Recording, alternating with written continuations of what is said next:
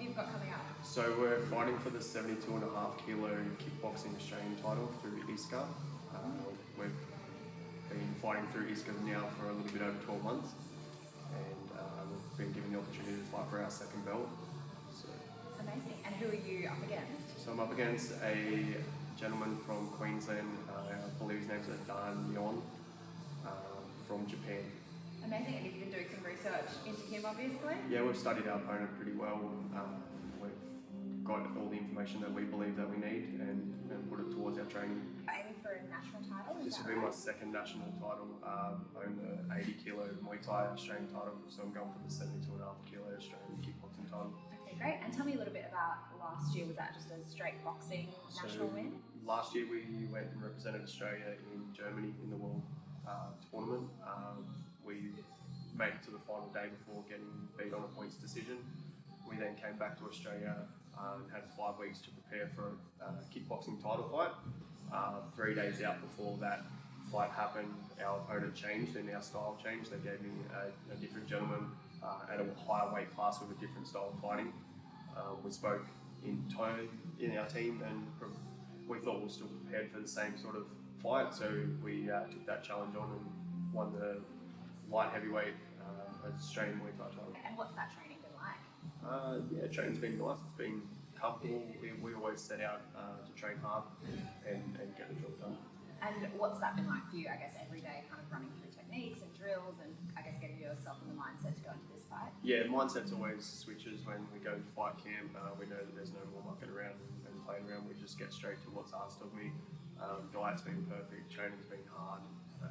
Yeah, well, I think we're definitely prepared for our opponent the best we possibly can. So we just had NBN here, and they're asking to get the game plan. We told them like we weren't going to tell them anything. They were okay with that. It was going to be just very vague. But this is going to go in after the fight, so we can all get names. So what's the game plan?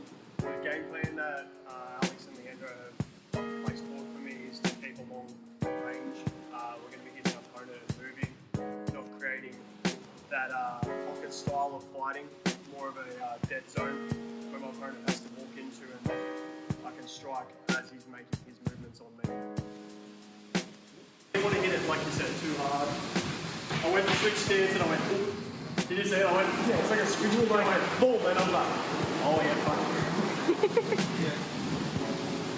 Favourite weapon? His favourite weapon is a sitting loop hook, or sometimes known as a gazelle hook as well. He likes to disengage his hips, sit nicely into this, and shoot up with these styles of hooks. Like that. Yeah. So anytime we see our opponent sitting here, it's a caution zone for us to be mindful that the hook may come. All right, round by round, what are we going to do? I think we mixed this up the other day. Round by round was always going to be stomach first, legs second, arms and head third. But about 2 or 3 days ago, we made a little humorous joke that we were going to come out in southpaw for the first round to throw him off as he's prepared specifically for an orthodox fighter. So yeah, we're going to come out in southpaw and see how much more we can disrupt him from the get-go.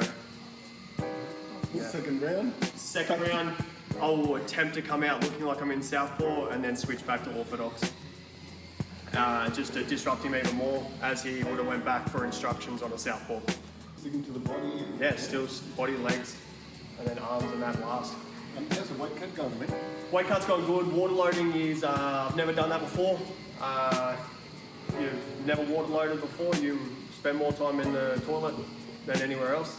I've probably pissed about 1,000 times in the last 3 days. But I tell you what, you do feel a lot full of energy being so completely hydrated. More hydrated than you've ever been your whole entire life. Your body thanks you for it.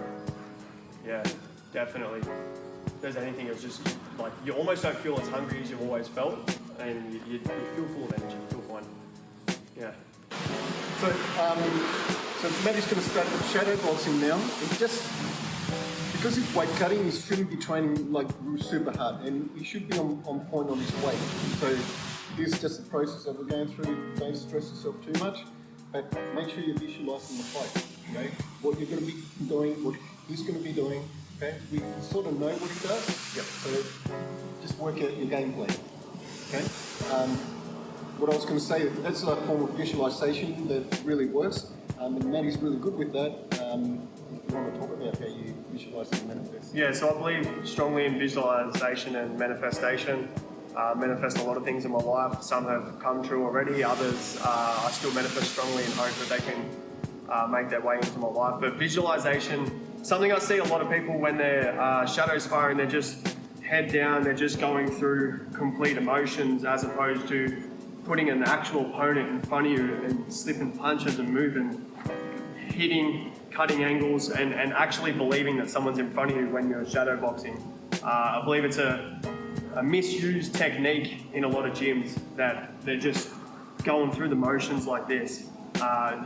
You're almost pointlessly doing something as opposed to adding to your training by putting an opponent right in front of you and moving accordingly. And when you visualize stuff, visualize yourself winning. Yeah. Yeah, absolutely, yeah.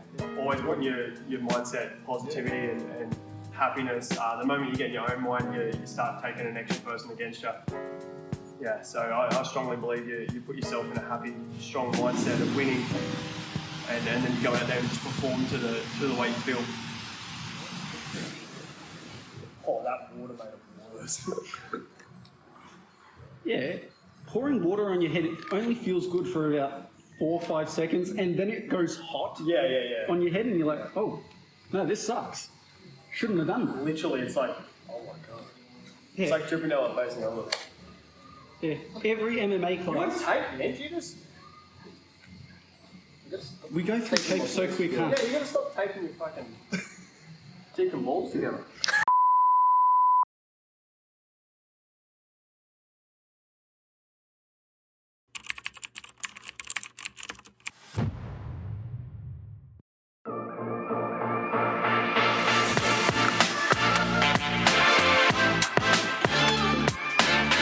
So we're just going to sit in the sauna now for about 15, get a good sweat out, get out, try and lie down with some towels on me and that, then reassess my weight. I might do one more sauna before I go to bed, but try not to overheat. But I've got a really good rapid of sweat going right now. My hydration's still pretty full from the water loading, so I'm not struggling to sweat. So I really feel like this is going to be really easy to make. So we did a couple little small sauna sessions and little wraps in the towel and that. So a little quick check-in before I go to bed.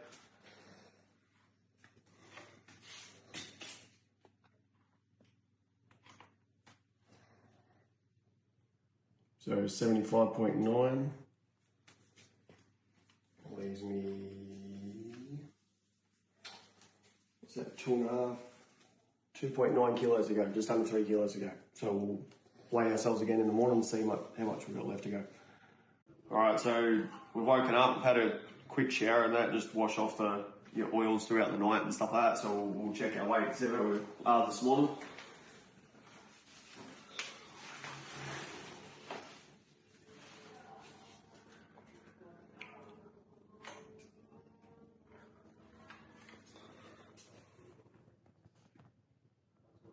So 75.2, we've got 2.7 to go.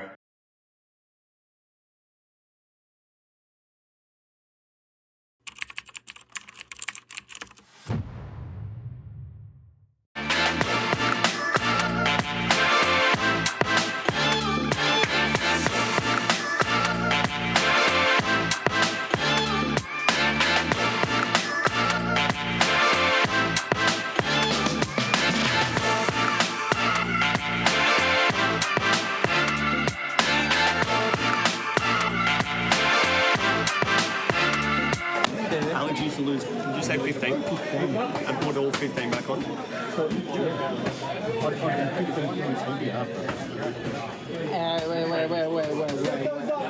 15, When I didn't lose, you talking about when I didn't lose it? 15 kilos. 15. What weight were you making? 77. happen? Really? That would put you at 92 kilos. You were never 92 kilos.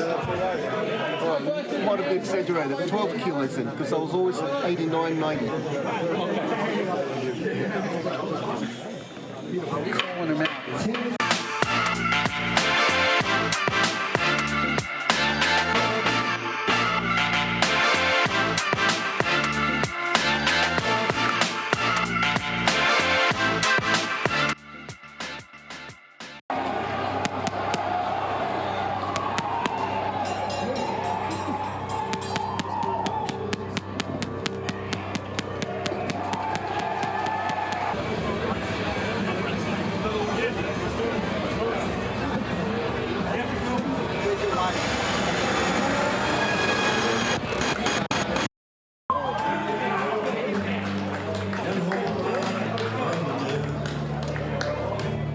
When I hear that trumpet sound, I'm gonna rise right out of the ground. Ain't no way can hold my body down.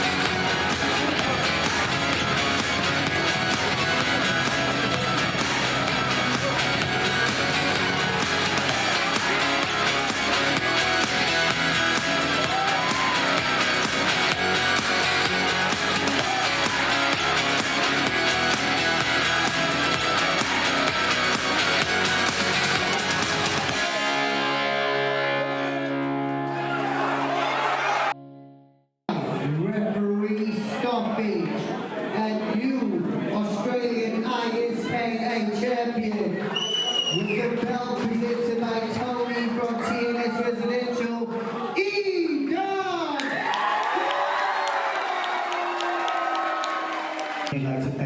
Yeah. First of all, thanks to Dan. Thank you, Brisbane and that for having us here. We drove up from Port Macquarie. And Dan ends up in that same sort of category where I am, where you cannot find an opponent. When I took this fight, I was literally 12 kilos heavy and had to cut it in 6 weeks just to turn on and be a solid.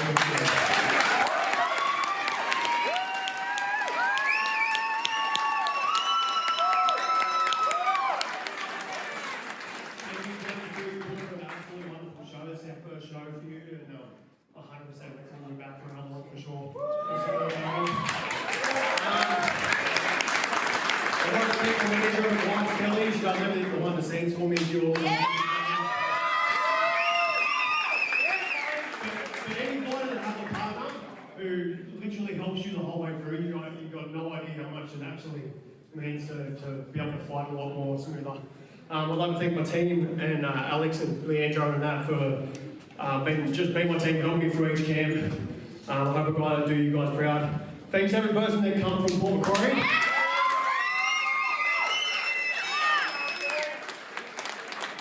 Thanks to all the judges, the referee, everybody that does everything behind the scenes. This is how we keep these fight nights looking professional. Congratulations, brother. Honestly, congratulations.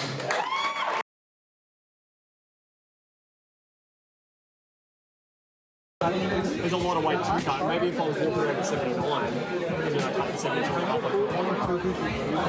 The leg kicks were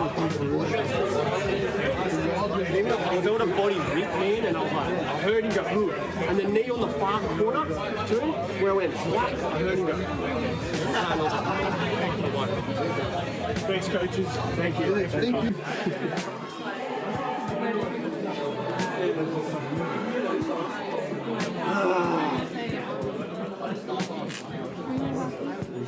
Everybody else on the planet that knows what your boys went through, they can't each other. So that's a bond that's special. Thanks, we don't know. It's just you and him. I appreciate it. Love you, brother. Love you, bro. Thanks again, brother.